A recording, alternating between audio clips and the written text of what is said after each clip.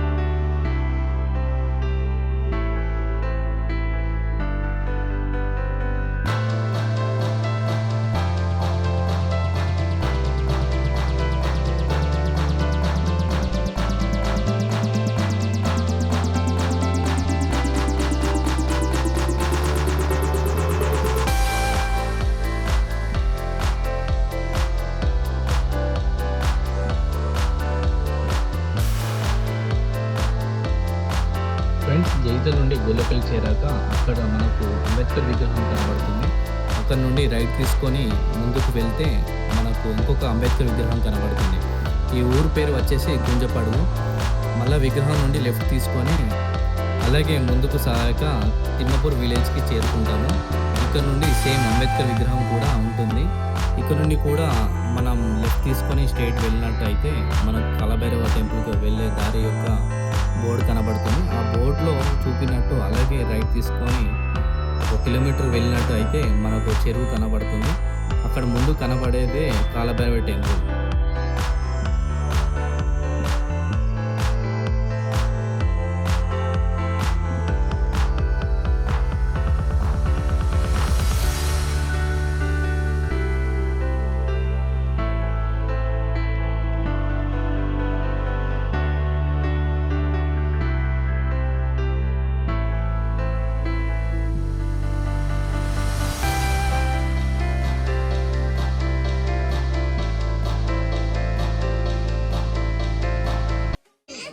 అందరికీ నమస్కారం, నేను మీ పన్నీర్ సిద్ధార్థ.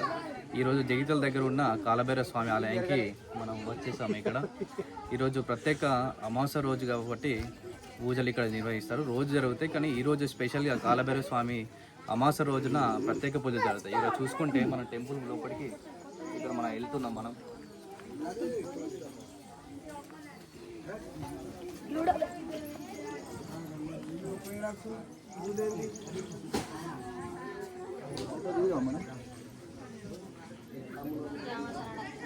అంటే 20 కదా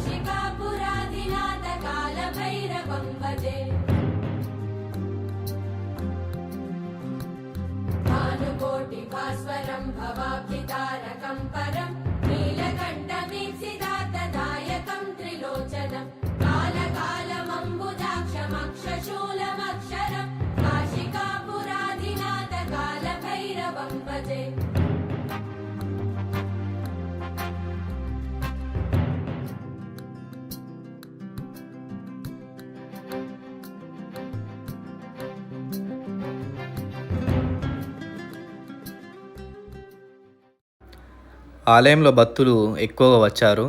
ప్రత్యేక పూజలు, హారతులు జరిగాయి. నైవేద్యాలు కూడా పెట్టుకున్నారు. చూడండి, ప్రతి ఒక్కరు స్వామిని చాలా ఉత్సాహంతో దర్శించుకున్నారు. ఫ్రెండ్స్, పురాణాల ప్రకారం అయితే మనకు కాలభైరవ రూపం అనేది శివుని ఒక భక్తుల రక్షణ క్రమంలో శివుని రూపం అనేది ధరించడం అని చెప్పేసి మనకి ఇక్కడ భక్తులు కూడా మనకు చెప్తున్నారు. మనకు అందుకే ఇక్కడ భక్తులు ఇక్కడ పాప విమోచనను కోసం స్వామి వారిని ఆదరిస్తారు. అంతేగాక ఇక్కడ లోకల్ ప్రాంతం కాకుండా దూర ప్రాంతాలు కూడా మనకి ఇక్కడ తరలి వస్తారు ఇక్కడికి.